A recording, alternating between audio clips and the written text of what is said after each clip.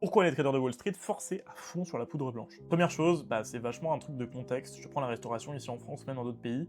Des fois, il faut travailler beaucoup, beaucoup, beaucoup. Et dans le contexte où souvent, t'es payé sur des extras, t'es payé en cash, t'as toujours des sous sous la main. Et surtout, il y a beaucoup de personnes en restauration qui prennent ça, de la poudre blanche, parce qu'il y a beaucoup de travail à abattre, et en vrai, c'est compréhensible.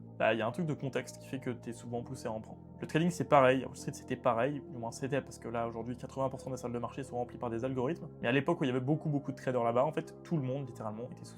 Tu élimines une grosse partie de ton stress, tu dors moins, tu es plus attentif, tu peux traiter beaucoup plus d'informations et surtout t'as l'impression d'être meilleur et d'avoir raison. Et le doute, ça va très rarement de pair avec le trading. Alors oui, c'était une bonne alternative, mais ils auraient juste pu prendre 5 cafés et une clope. En tout cas, ce truc, c'est une énorme merde et j'y toucherai absolument jamais de ma vie. Si jamais tu testes et que c'est bien, tu vas devenir accro, tu ruines ta vie. Si jamais tu testes et c'est pas bien, t'auras testé pour rien et c'est à chier. Dans les deux cas, le résultat est nul. Mais la raison pour laquelle ils prenaient ça, c'est surtout parce qu'ils avaient beaucoup de stress. Là où moi, je passe littéralement 1 heure par jour sur les graphiques, mon stress est étalé sur une seule heure. Et en fait, je stresse pas parce que je connais mon setup à la perfection. Si jamais tu veux prendre ces trades là avec nous, littéralement venir te former avec moi, j'ai rien à te vendre, c'est gratuit. T'as juste à rejoindre ma communauté qui s'appelle Insider et qui est dispo en bio.